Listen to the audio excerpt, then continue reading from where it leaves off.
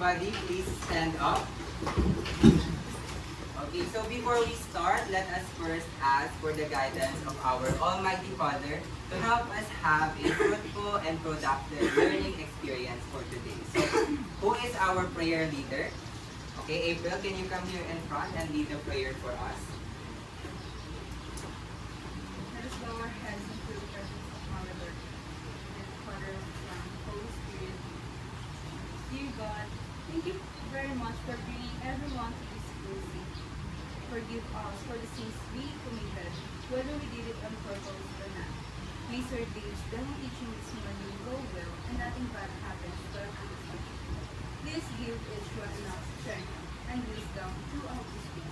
I hope this class ends well, successfully. Everyone goes up. In Jesus' name we pray. Amen. Okay, thank you so much, April. And everyone, please remain standing for a while. Good morning, Nay Lazaro. Good morning, sir. Okay, it is another day and therefore another learning experience for all of us. Are you ready? Yes, sir. Okay, if so, can we all raise our hands? Okay, and shake them. Shake them sideward, then forward, then downward. And I want you to hold the shoulders of the person in front of you and gently massage them. Okay, now I want you to face your partner or face your seatmate and then greet him or her a good morning with a big smile on your face. Okay, okay, everyone, please take your seat. Thank you so much. Thank you, sir. Okay, now let us check your attendance. Who is or are absent today?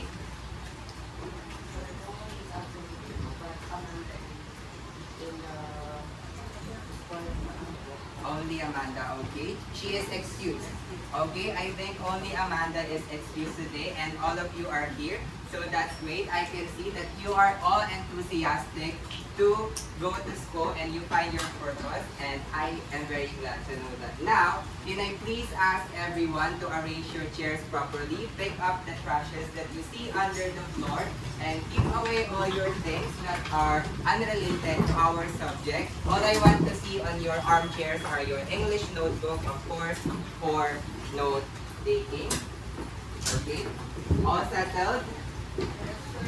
Okay, now, before I introduce you to our new topic for today, let us have a short recap of what we have discussed last time. So, who can tell me our topic last meeting?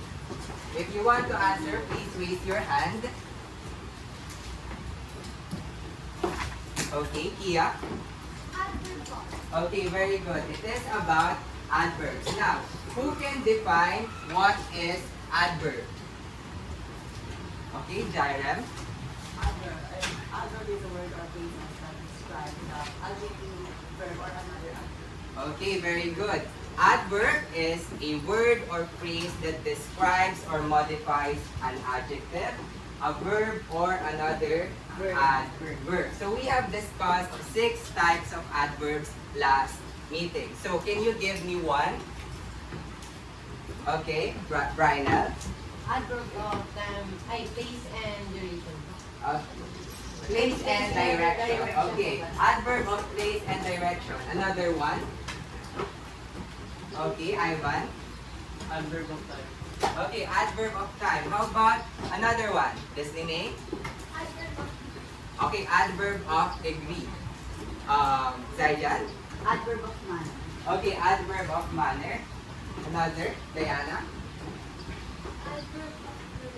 Okay, adverb of duration. How about the last one? Okay. Carlos.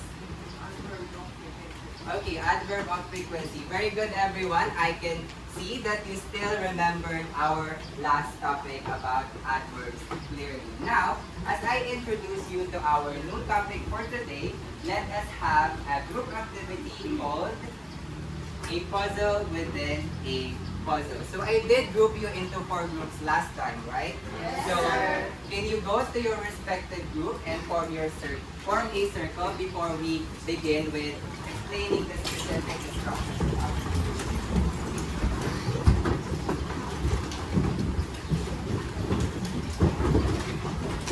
Okay, faster everyone.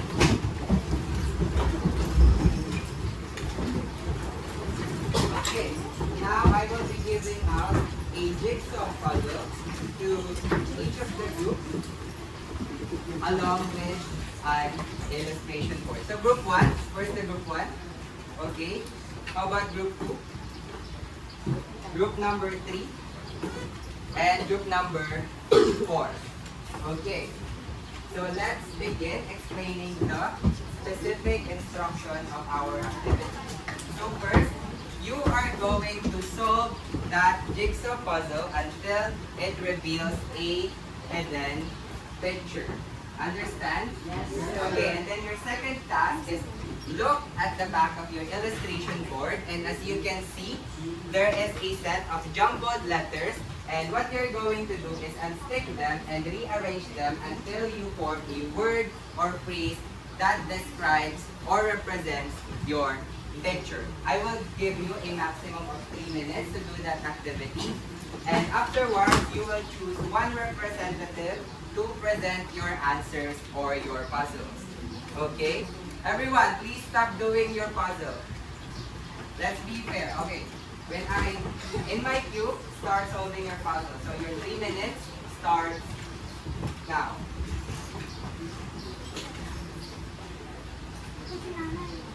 Work on with the puzzle pieces that has elements first for ease in solving.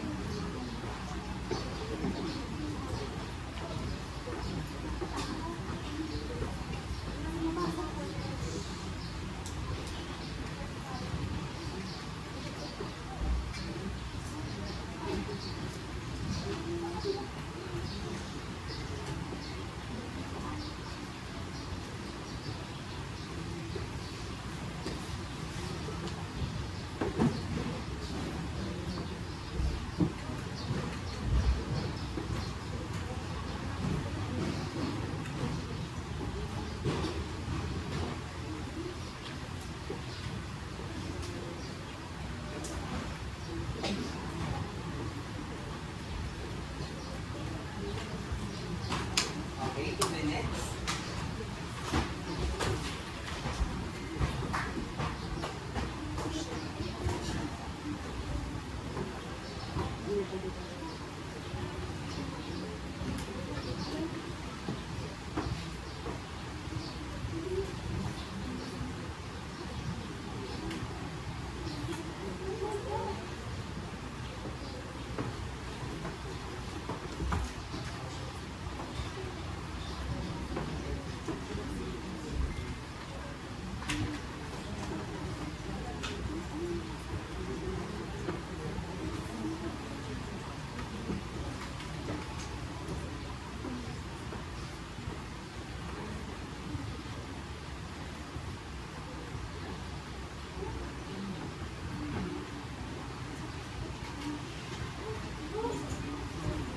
Done? Okay, good. Have you already chosen your representative? Okay, let's wait for the other group before we start the presentation of your answer. Done?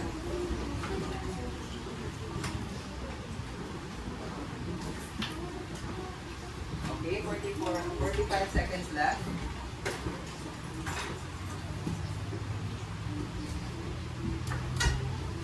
If you're already done, choose one representative so that they can present your answers later on.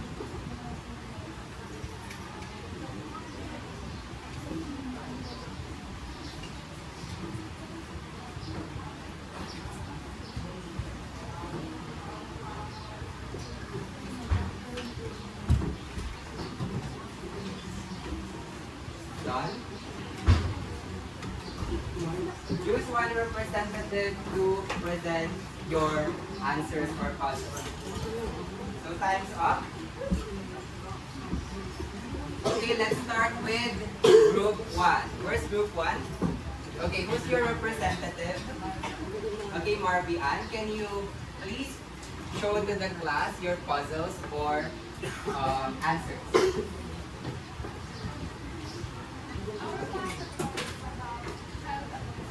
Okay, child abuse.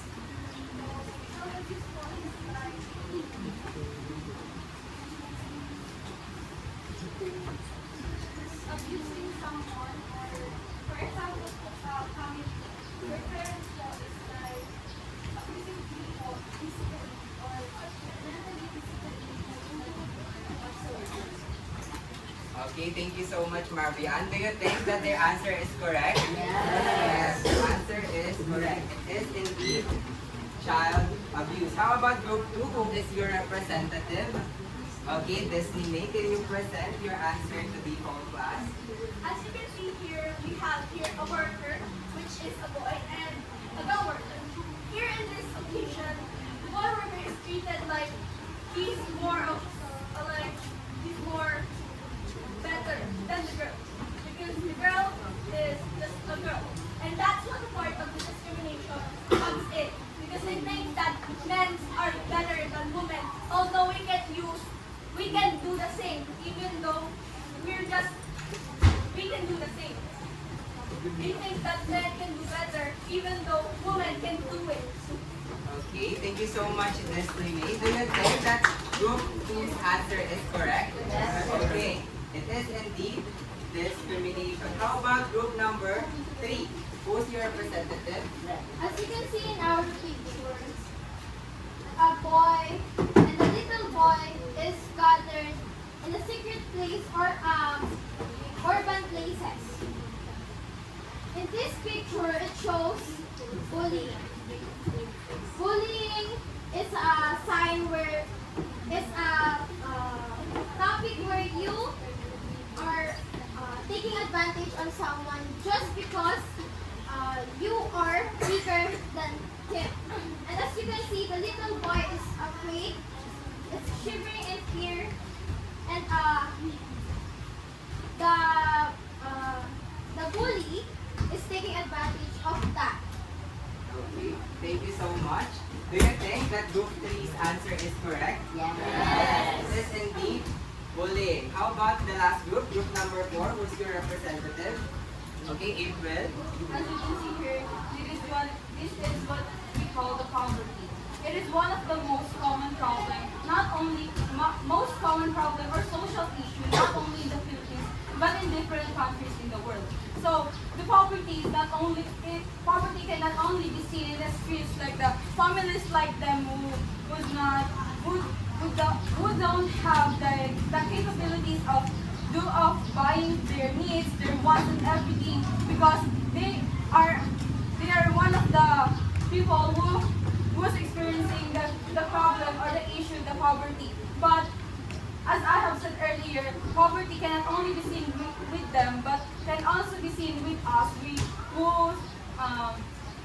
who's not in the average level of life, because some people describe themselves as poor because they can have what they want. They can have all they need, all their needs. So, as in my opinion and in my understanding, it is also one of the problem where poverty can be seen. Okay, thank you so much, April. Do you think that group 4's answer is correct? Yes. It is indeed poverty. So all of the words or phrase that you have guessed in this activity are examples of our topic for today. So based on these, child abuse, discrimination, bullying, and poverty, and based on these jumbled letters, what do you think is our topic for today? Okay, okay, Joshua. Social issue. Okay, is it social issue? Yes. Let's see. Okay, it is indeed social issue. So thank you for participating, Joshua. Here is a simple thing from yours. Okay. Now, we know to a fact that in our society today, we are facing a lot of social issues. And today, we will tackle 9 of them. No, let's start with defining first what is social issue. So, a social issue is a problem or concern recognized by the society because of 2 reasons. So first, a social issue is a problem or concern that affects a large portion of the population negatively. So it means that a social issue affects not just one individual, but a large group of people. And let's put an emphasis on the adverb, which is negatively, because a social issue is a problem or concern that prevents or hinders individuals to reaching their full potential in life. And the second definition is that a social issue is something that is against the general rules accepted by the society. So a social issue is something that contradicts to the laws, rules, norms, and norms that are established within a society. Like for example, war and terrorism are examples of social issues because they contradict to the societal rules, which is a right for a peaceful living. Understand? Okay, so as I have said earlier, we will tackle 9 social issues in this discussion. We have first, poverty, discrimination, bullying, climate change, social media addiction, terrorism, war, domestic violence, and of course, child abuse. So who among you are familiar with some of these social issues? Can you raise your hand? Who are not familiar with any of them? Raise your hand. Okay, I think majority of you are familiar. Now to test your background knowledge or prior knowledge regarding these social issues, I want 9 volunteers to come here in front. Okay? If you want to volunteer, just come here in front. Only 9. Only 9. Okay? Before I explain the specific instructions. 9 only. Okay? We have Diana. We have Destiny. Mary Joy. 2, 4, 6, 8. Then, okay, April. And Jaira, please. Let's give chance to your other classmates. Okay? So, okay, let's end volunteers. As you can see, we have 9 social issues. And I have here on my hand 9 definitions of them. So what you're going to do is choose one among these definitions and stick them beside the social issue where you think they belong to. So go, choose one and then stick them on the board.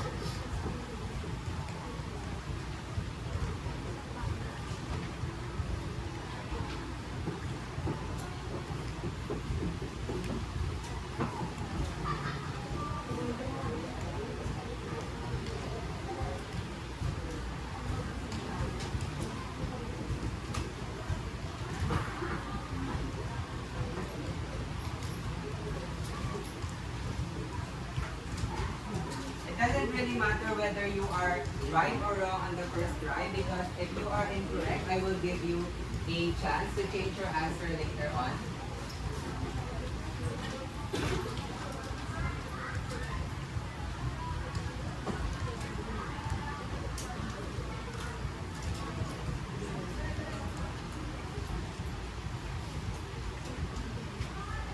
Okay, thank you so much to all of our volunteers. Now let us check whether their answers are correct or not. Let's start with poverty. So, can you all read your classmate answers? 1, 2, 3, go. Refers to when a person or household is unable to meet their basic needs or their income cannot afford to buy anything above the basics. Okay, do you think that that is correct? Yes. Okay, so from that definition, we can render or deduce 2 types of poverty. The first one is absolute poverty. Absolute poverty refers to when you are unable to buy your basic needs including food, potable water, and of course, comfortable shelter and comfortable homes. What is that, April? Okay, clothes. Yeah, comfortable clothes. That's part of our basic necessities. On the other hand, relative poverty refers to when you are able to meet or buy your basic needs, but you cannot buy or you cannot afford to spend about those. So, in other words, in relative poverty, you cannot buy, you are able to buy your basic needs, but are unable to buy your wants. Understand? Okay, let's go to the second social issue, which is discrimination. Can you all read your classmates' answer? 1, 2, 3, and go. Refers to the unfair treatment to a person or group because of unprotected characteristics such as gender, race, sexual orientation, disability, and religion. Okay, do you think that that is correct? Yes, sir. Okay, it is indeed correct. So discrimination occurs when we treat a person unfairly, unequally, or less favorably than another person solely because of their protected characteristics such as gender, race, sexual orientation, disability, and religion. So these are protected characteristics because there are laws and bills that exist to safeguard them. And when you get discriminated because of your gender or whether you are a male or a female, we call that gender discrimination, or it can also be considered as gender inequality. How about when you get discriminated because of your race? We call that racial discrimination. How about when you get discriminated because of your sexual orientation? That's called homophobic discrimination. How about you get discriminated because of your certain disabilities? We call that disability discrimination. And lastly, when you get discriminated because of your religion, that's called religious discrimination. Okay, let's go to the third social issue, which is bullying. Everybody read your classmates' answer. Refers to the repeated verbal, physical, and or social behavior that intends to cause harm. Okay, is that correct? Yes, sir. Yes, it is indeed correct. So bullying occurs when we say something bad about a person or we inflict physical harm to them such as kicking, punching, or spitting, or perhaps we make fun of them or laugh at them on public, which cause them to get humiliated or degraded. So discrimination and bullying are sometimes used interchangeably, but let's draw a distinction between them. It is discrimination can be done either consciously or unconsciously, and it doesn't necessarily intend to cause harm. But on the other hand, bullying is always an intentional action that always involves harm to the victim. So to further elaborate that, let us have a situational analysis. So imagine or assume that you are Catholic and then April here is your classmate who is Muslim. So you get along with your other Catholic classmates pretty well, but you don't really get along with April solely because you don't believe in her religion. So what do you think is that? Is that discrimination or bullying? Discrimination. Who wants to answer? Please raise your hand. Okay. Brynel? Discrimination. Okay, why is it discrimination? Okay, why is it discrimination? Okay, Ali? Because it doesn't actually respect one's or other's religion po. As refers to the bullying, it as physical or any social abuse or behavior that tends to cause harm. In that case po kasi, the Catholic classmates intend to not respect April's religion because they do not believe in that religion or in her religion. Okay, thank you so much.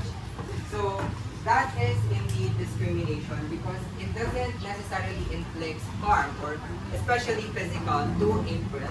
It's just that uh, you favored your Catholic classmates, and um, here April you less favored her because of the conflict on your religion. How about when you say something bad about April? Like for example, she is going to hell because she doesn't believe in God. Is that discrimination or bullying? Diana? Discrimination? Why do you think that it is discrimination?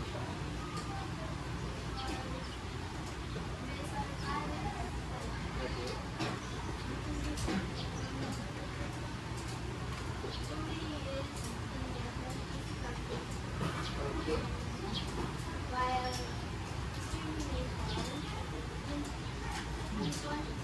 Okay. So is it discrimination or bullying? Do you agree with Diana? Okay, who have different answers? Okay, thank you so much, Diana. Thank you so much for your comment. How about another? Do you agree or disagree with Diana? Okay, Mary Joy. Okay, disagree. Why?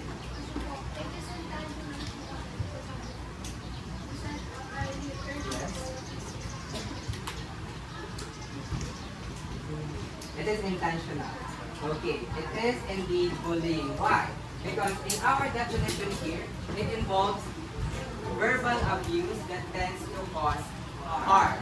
So, saying something bad about April because of her religion is indeed a bullying. So, understand the difference? Okay, let's proceed to our fourth social issue, which is climate change.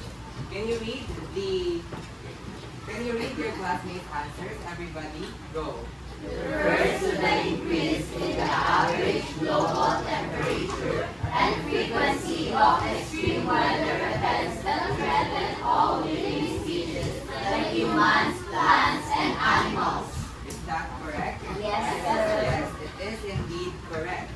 So, climate change is really a natural phenomenon in our world. But it's just that in our today's society, our climate is rapidly and abnormally changing. Like for example, during rainy seasons, there is still a frequent severe drought, and during drought season, there is a frequent severe rainfalls. And with that abnormal change in our world's climate, it exacerbates or worsens the agricultural sector, which is we know that one of our main sources of income and food. And these abnormal change in our climate, in our world climate, also ruins many forests, which we know is the home or shelters and source of food for many wildlife. So therefore, climate change is really a social issue that needs attention and needs to be addressed. So let's go with the fifth social issue, which is social media addiction. So can you read your classmates' answer? Everybody, go. Refers to the excessive use of social media platforms that often affects the user negatively. Okay, is that correct? Yes, sir. Okay, yes. So, to simply put, social media addiction occurs when you spend excessive amount of time scrolling or watching videos or reading something online that usually often causes you to face negative repercussions, like for example, procrastination, chronic diseases, and of course, unstable mental health. And for another information, we have this concept called doom scrolling. I think that there are some of you who practices this, and this refers to spending of excessive amount of time reading or watching negative things online. Do you like to watch or read gossip posts or videos on TikTok? So if you like spend your time or spend most of your time watching like gossip videos that don't usually make sense, and you lose a track of your time and eventually leads to severe procrastination, then therefore you fell into the abyss of doom scrolling. And if that happens, I suggest that you limit your screen time and establish a healthy digital balance. Okay, let's go with another social issue, which is terrorism. Can you read your classmates' answers? Everybody go. Refers to the unlawful use or threat of violence, especially against the state or the public, as a politically motivated means of attack or So is that right? Is that right? Let's see. It is indeed right. So basically, terrorism is citizens against the state. So terrorist groups are citizens of the country who practices or use unlawful violence, such as taking hostages, bombing, and armed attacks that threatens the lives of innocent civilians. And I hope that none of you in the future will be a terrorist or part of a terrorist group. So let's be an ally, not an opponent of the state. Okay, let's go and proceed to the other social issue, which is war. Read your classmate answers. Everybody go. refers to the state of usually open and declared armed hostile conflict between states or nations. Okay, is that right? Yes, sir. Okay. War is state against another state. So we have this issue or like relevant issue between the conflict of China and the Philippines about West Philippine Sea. It is just like a growing conflict, and it is about the territory. So China is claiming that they own the West Philippine Sea, but do you believe that we own that? Yes, because it is part of our Philippine economic zone. But do you want, if in any case, do you want to go on a war with China? No. Well, personally, I believe that West Philippine Sea is legally ours because again, it is part of our Philippine economic zone. But I don't really also wanted to go on a war with China because solely I think that Philippines is not ready yet, and we have our country is a developing country, and China is already a developed country, and if we go on a war with them, we will eventually be lost. So let's just hope and pray that they will resolve that conflict in a peaceful way. Okay, let's start with and let's proceed with domestic violence. So can you read your classmates' answers? Refers to the physical, sexual, emotional, economic, psychological, or technological actions or threats of actions that influence another person within an intimate partner relationship. Okay, is that correct? Yes. Okay, that is correct. Domestic violence in its simplest form is the abuse experienced by a housewife from her husband. But in other form, domestic violence is also considered as the abuse experienced by a house helper or domestic helper in foreign countries from their employer or house owners. So that's domestic violence. So last one, which is about child abuse. Everybody read your classmates' answers. 1, 2, 3, and go. Refers to any form of maltreatment by an adult which is violent or threatening for the child. Is that correct? Yes, sir. Okay, that is indeed correct. So child abuse is simply when we abuse or maltreated a child and it causes him or her physical pain, mental, emotional, and behavioral pain. And we also have this called corporal punishment, which is the infliction of physical pain upon a person's body as a punishment for a crime or infraction. But do you believe that it is punishment when you inflict corporal punishment to a child? Like for example, your parents hit you with a belt because you did something wrong. do you think that that corporal punishment is a form of child abuse or part of the disciplinary action of your parents? Discipline, is that child abuse or part of the discipline? Okay, how about who think that that's child abuse? Okay, Elaine, do you think that that's... no. Ali, okay. Uh, disciplinary action wherein parents can discipline their child by telling them, by making them realize their mistakes, but not to the point where hurting them is already an option. In Philippines, hitting, abuse, or any uh,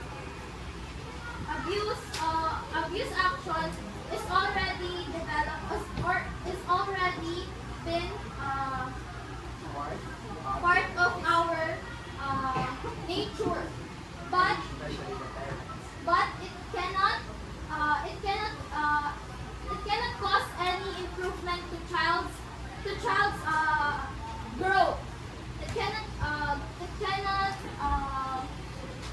it cannot it won't develop the child's growth. It won't develop the child's maturity. It won't develop the child's right way or right path. Okay, so you think that's child abuse? Yes, sir. Okay, so who said earlier that, okay, this to me, you think that this is part of the disciplinary action? You were going to hit the child because she or he did something wrong.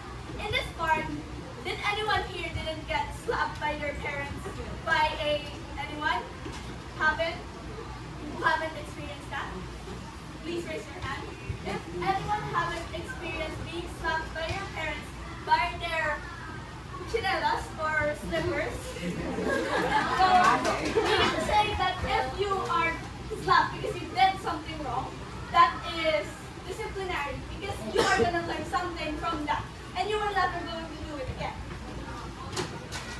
Okay, so I respect both of your contrasting opinions, and I think that both of you are correct. It really depends on the parents whether that corporal punishment is part of their disciplinary actions or child abuse. I have this experience that I get hit by a flood with my parents, but I think that's part of their them disciplining me because I did something wrong. But on the other hand, I also have this experience where a co-student teacher told me that she have this student that was caught in school having a vape, and then that student eventually cried to that student teacher because he doesn't really wanted to go home anymore, because if he does, he said that her father will hit him with a bat. And that student also experienced like having bruises, wounds, all over her body because of that corporal punishment. So I think that it really depends on the parents whether corporal punishment is a child abuse or a disciplinary action. So with all of these 9 social issues that we have discussed, I know that you as youth are that you are youth are hope of our future. You are the future catalyst of change who can make our world a better and safer place. Now, to test how ready you are to take on the challenge of that responsibility, let us have another activity or game called Be the Catalyst, which is derived from the snake and ladder board game. So before we start, can I please ask every one of you to push all of your chairs sideward because we will need a big space at the center. And after that, each group please compress at the back.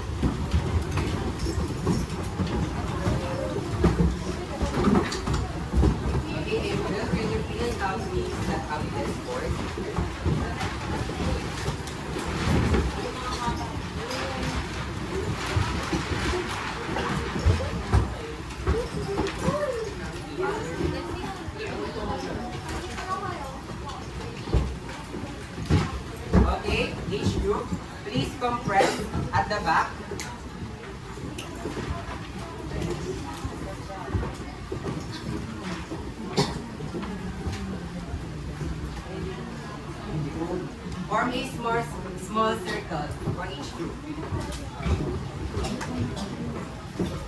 be faster.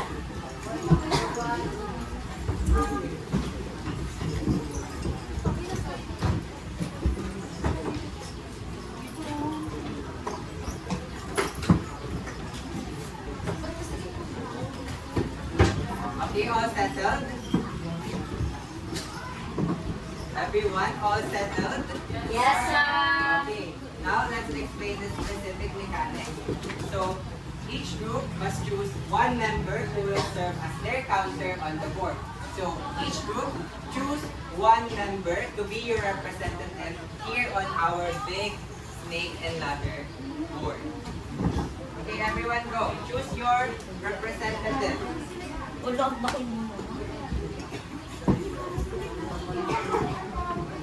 Okay, group 1, who is your representative?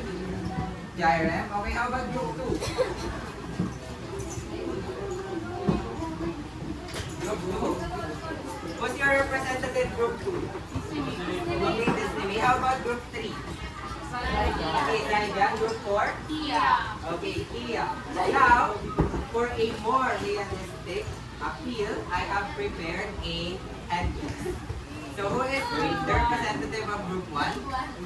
Please put it on your head. Group 4, 3, and group number 2. And now listen to the next instruction. The remaining group members' task is to brainstorm possible solutions for the social issue given by the teacher. So I will give you a specific social issue, and then in turn, you will give me a solution to that social issue.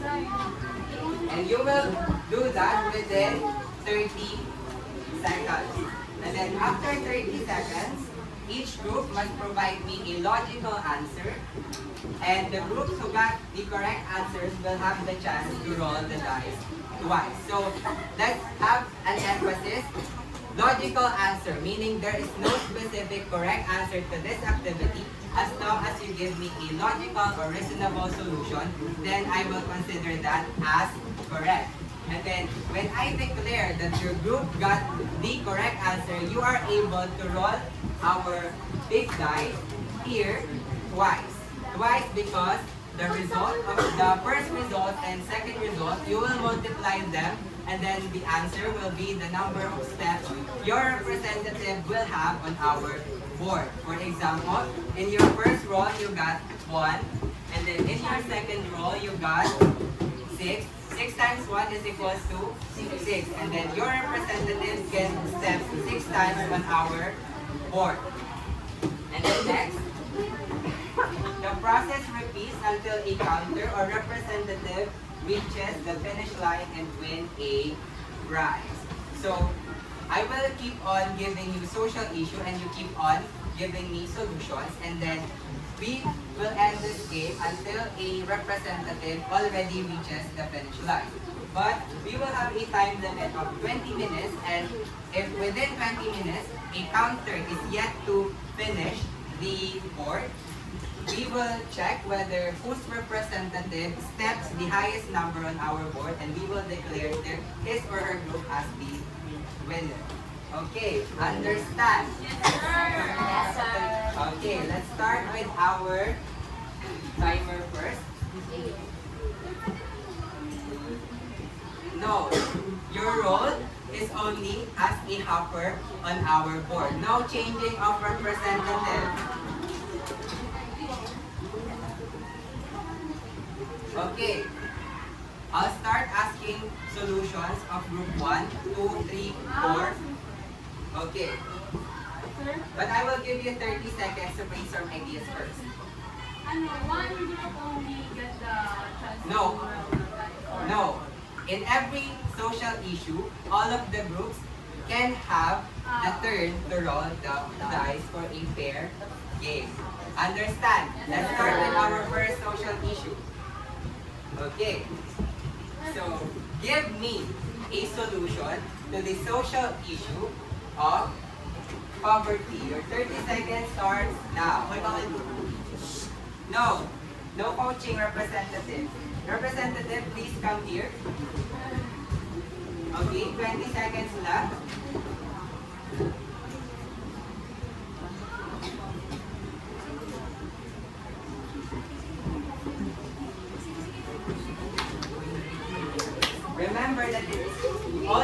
to do is provide a logical answer. Okay, time's up. Let's start with group number 1. Group number 1, what is your solution to poverty? Group number 1. Okay. Tagalog. Taglish. I can allow Taglish. Okay? Tayo? Can solve the issue and poverty by saving money for the future. Okay, saving money. That is correct. So please roll the dice twice. Okay, 4. Please higher. Please roll the dice higher. 1. Okay. Group 1 representative, step 6 times on our board. Ay, okay, 4. I'm sorry. Okay, how about group 2? Stand up. Group 2. What?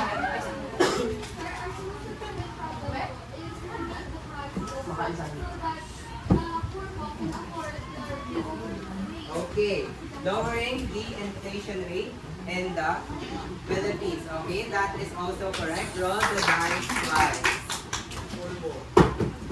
Okay, 5.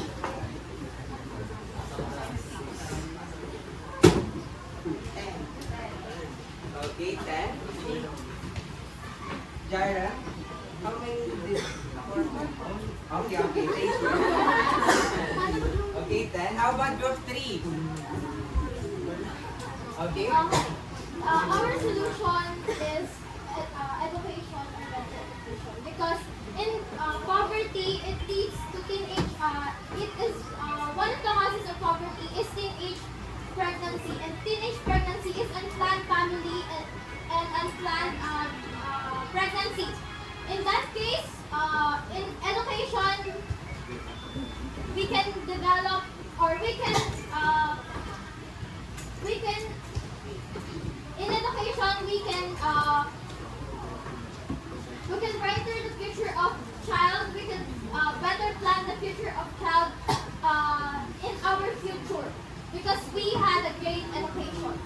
Okay, thank you. That is right. Please roll the dice. Group number 3.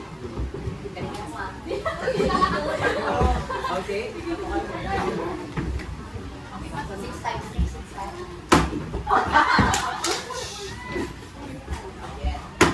Okay, 6. Okay, group 3 representatives. Step 6 times. Okay, last. Group number 4. What is your answer? Our solution to the social issue poverty causes the family planning. As we all know, one of the major causes of poverty is teenage pregnancy, as Gretchen have said earlier. And we believe, Group 4 believes that family planning will be the most powerful solution to fight with poverty because. Okay, that is also correct.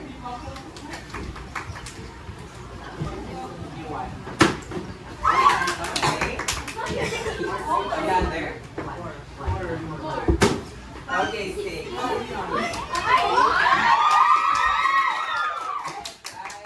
Okay, let's go with another social issue. Okay, listen everyone. Give me a solution for gender discrimination. Your 30 seconds starts now.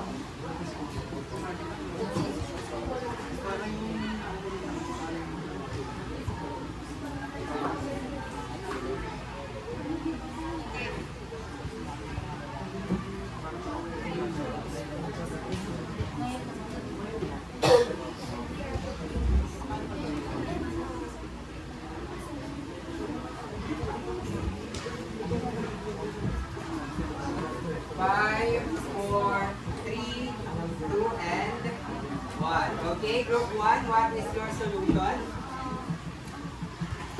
Group number 1. By respecting each other's gender and identity. Okay, please roll the dice. 3. Another. Okay, step 9 times. Okay, how about group 2? What is your... I will cover the travel is to indicate to them para po natin be fully aware that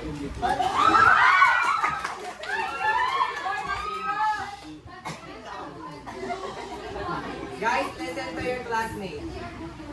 Okay, educate the young ones. Okay, please roll the dice. 4. Okay, 8 times. 16. Okay.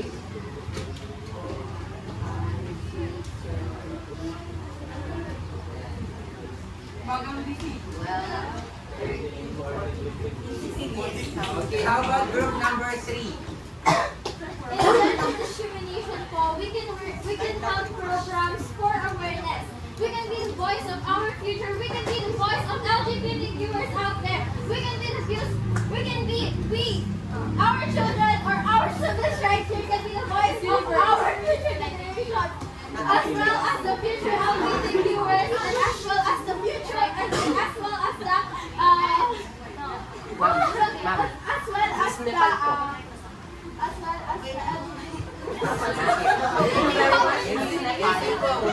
You can help programs for awareness. okay programs to promote LGBTQ Yes. and gender rights. Okay, please roll the dice.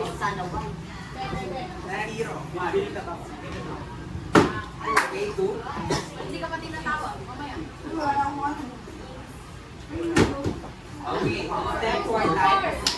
How about group 4? So, ayun po, we think one of the best solutions and social issue, gender discrimination. Yes. Gender discrimination is better education, as we said earlier, because in having a better education or better background about the gender of everyone here, and you can learn the good manners and right conduct. You can learn how to be sensitive about each other's feelings, not only yourself, and to recognize not only yourself but also the others that surrounds you, because you don't only live alone here in this world, because if you are a woman, because me as a woman, as a girl, I have a better education about gender, and having better education, I respect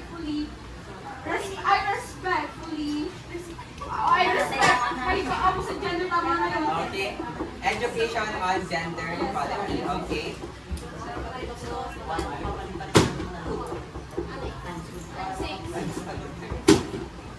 No.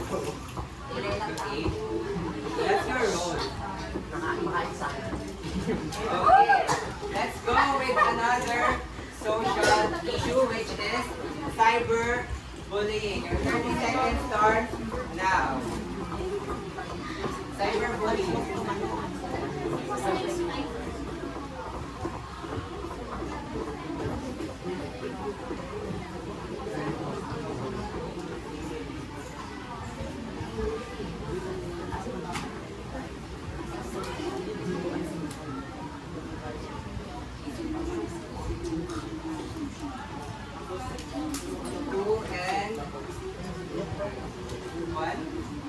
Okay, let's start with group 1. What is your solution? Who is the leading group? Okay. What is your solution? Group number 1. Okay. The solution of cyberbullying is simply blocking the individuals sending negative words to you in the internet and deleting their comments. Okay, blocking toxic individuals. Okay, please roll the dice. Okay, 6.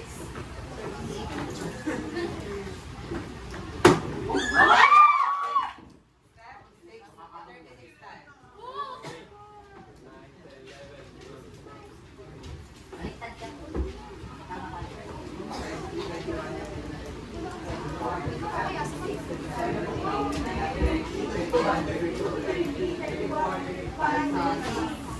Okay, how about group 2? What is your solution? For parents to monitor their children's activities themselves or block some sites that can harm their brain or negative. Okay, please roll the dice. Iron supervisor.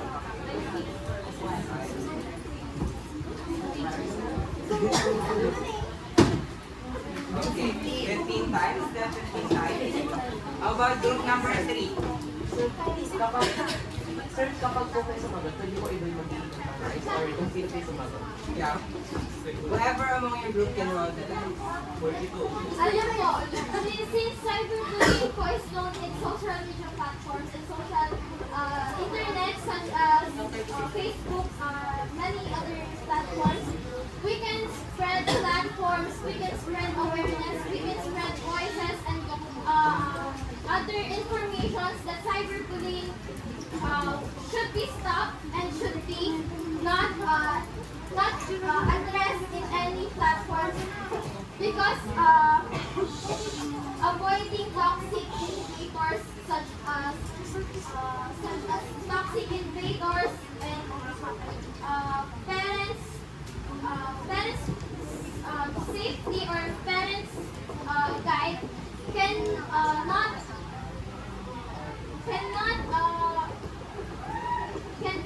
address the child or the other invaders properly. But if other people or other people or other voices, Sipon! Okay, that are all logical solutions. So please roll the dice. Ang lagi gusto yung gusto mo na. Ikaw naman, bro.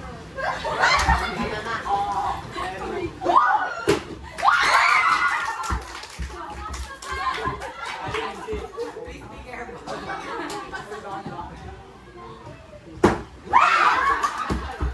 Okay, group number 2 times. Step 2 times.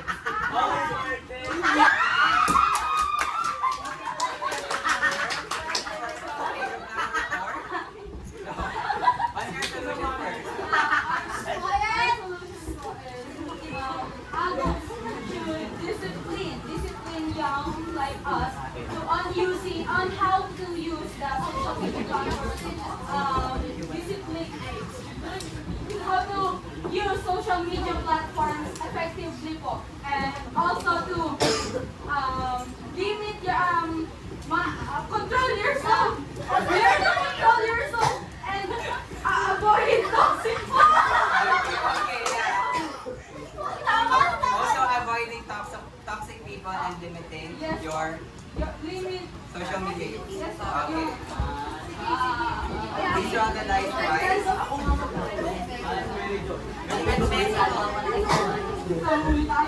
Oh, wait lang kasi, huwag kayo maingay. Before me.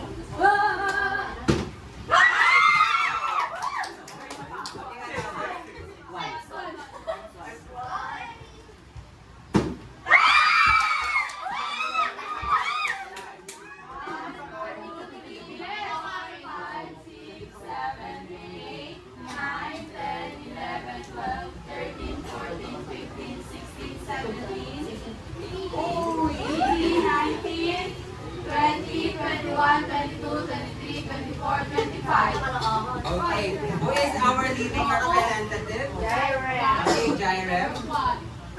Okay, since we don't have much time, let us finish this activity in this part. But since all of you provided me logical solutions and I am convinced that you are ready to become catalyst of change with all of your proposed answers, then you will all receive from a prize from your jury. So there is no winner and loser in this. And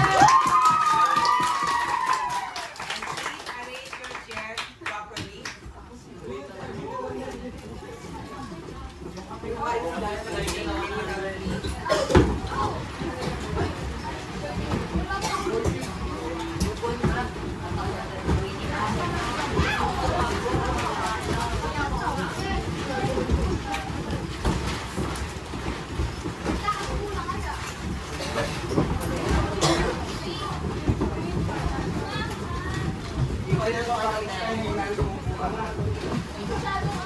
Okay, settle down, everyone, and let us have a simple review of what we have discussed today. Guys, nandito pa tatlo.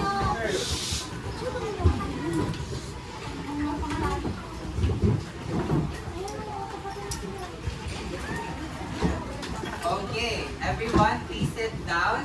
Who can tell me our topic for today? Okay. Who can tell me? Area.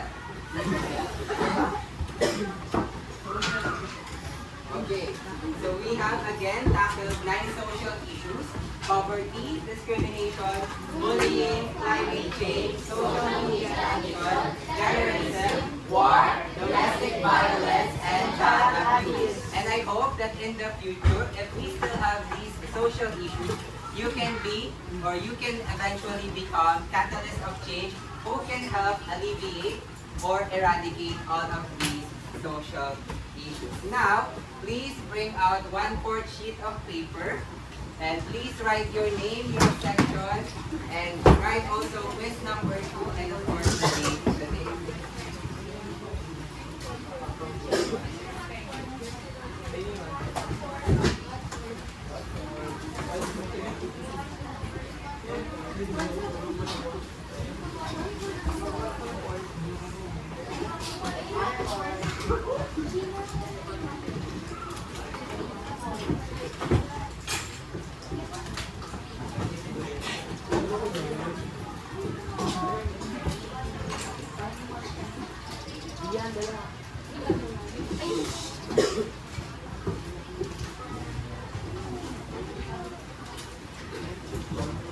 Okay, ready?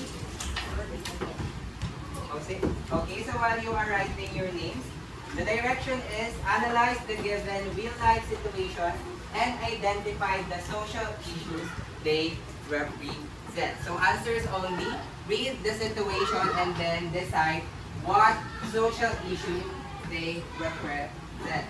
Number 1, Maria had just completed the senior high school program and decided to attend college. Maria's parents, however, told her that they could not afford to send her to college. They expect Maria to find a job and support her 2 younger brothers. What social issue what social issue does that situation represent? Don? Hindi ko po. Give more time for those who are not yet done. Number 2. Okay, number 2. During the night, Mrs. Celia always hear loud screaming, weeping of children, and breaking of glass objects in the house next to them. In the morning, she often sees Mrs. Carmen, the woman next door, with a face full of bruises and wounds. This often happens when her husband goes back home drunk. What social issue is that?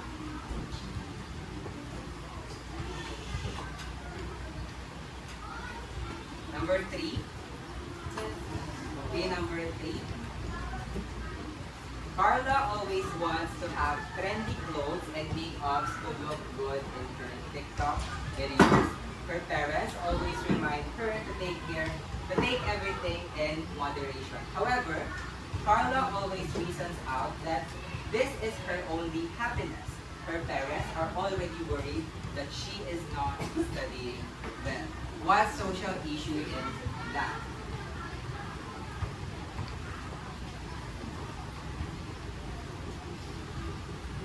Okay, next. Okay, number 4. John has started avoiding Eric because he doesn't like the way he styles himself. John also told his friends not to hang out with Eric anymore. Since then, Eric became an outcast. What social issue is that?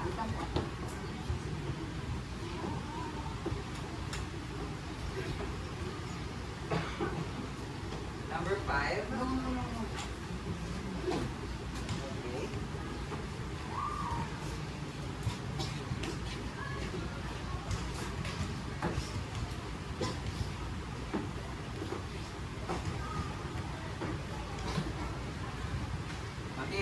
let's proceed to number 5. Upon knowing that he needs to report in school because his son was caught smoking cigarette in school, Mr. Armando beat up his 12-year-old son, punching him to his face and hitting him with a thick wooden bat on his back multiple times until the boy is spitting blood and unable to walk.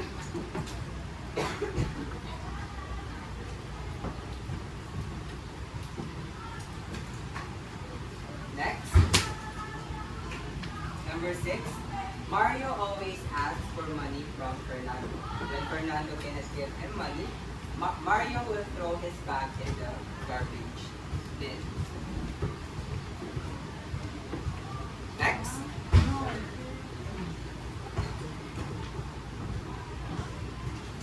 Number 7. This is only a 10-item quiz. So number 7, Maria huddled with her 2 young children in a cramped basement, the distant echoes of explosions rattling their refuge. With each blast, fear gripped their hearts tighter. There are 2 possible answers to that. Sir, dalawang places ulit. Although, dalawang po yung answer. Dalawang places ulit ang ulit sa dalawa. It can be one, it can just be one, and you can also write 2. Correction are allowed, okay. No, that's only 1 point. Okay, let's go. Let's proceed to number 8. Chloe has a disorder of polycystic ovary syndrome or PCOS, which is a hormonal disorder common among women of reproductive age. With this condition, it is hard for Chloe to reduce weight. Not oriented with her condition, her classmates randomly shout at her for being fat. Shout at her for being fat. Number 9. Okay, number 9. Rock was amazed by his grandfather's story that during their time, the forests are rich in plants and animals. Waters are fresh from the well. Temperature is good for everyone to make their own food out of their own labor, and people are living peacefully. Now, all Rock can hear in the news are the extreme weather conditions, floods, typhoons, earthquakes, and many other calamities that affect human life. So what social issue is that? Yes. Yes. In number 7, you can put 2 answers. Okay, last number. Teacher Ricky orders 3 of his male students to stand in the open field while squatting until the end of his discussion because they broke one of the glasses of their classroom's window when they are playing with a basketball.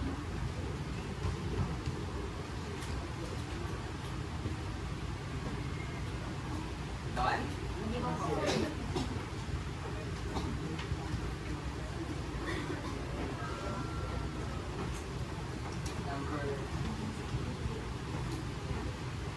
Do you have a question that you don't provide an answer yet? Okay, let's go back to number 3.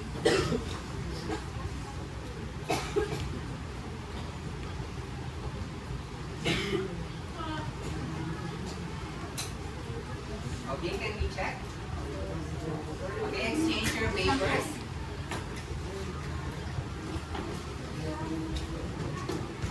Exchange papers, everyone. Exchange with your signature. So let us check. Number 1. Right corrected by? Okay, number 1. The answer is poverty. Number 2. Domestic violence. Number 3. Domestic abuse. Okay, you can consider that. Domestic abuse, yes. No. Okay, number 4, discrimination. Number 5, child abuse. Number 6, Discrimination again. Number 6, discrimination. No. Okay, yeah, it is bullying, sorry. Okay, bullying. Number 6, bullying. Number 7, war or terrorism. It can be just war or terrorism, or it can be both.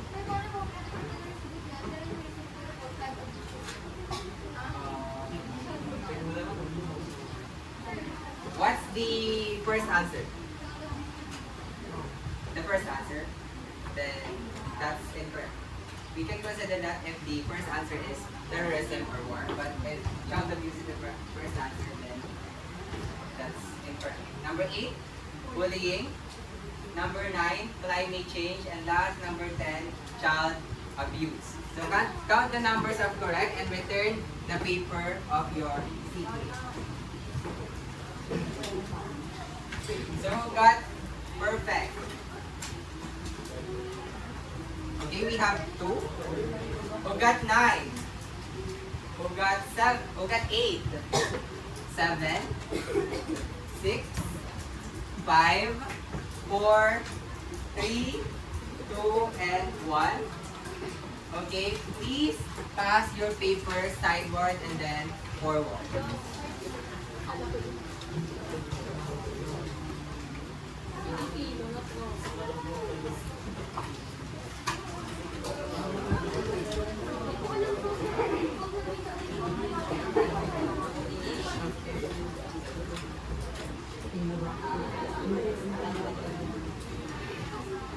Okay, now please bring out your English notebook and write your assignment.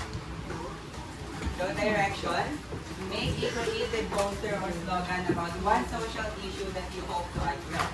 Refer to the criteria below to know how your work will be graded. So what you're going to do is you will make a poster about the social issue that you hope to address. And your work will be graded with its content and message, that's 10 points. Originality and creativity, that's 8 points. Visual appeal, 7 points. And promptness or being able to submit your work on time is 5 points, which is equivalent to a total of 25 points. Okay, take a picture of your assignment. And now, that concludes our discussion today. And please, I ask everyone to stand up and let us do our parting speech. Okay, this class is about to be dismissed. As we deal with others, let us be diligent in labor, just in our dealings, courteous to everyone, and above all, honest and fair in the game of life. Thank you for watching and thank you for listening. I hope that you learned something. See you in our next meeting. Goodbye, Nay Lazaro. Goodbye, sir. Okay. Thank you and God bless.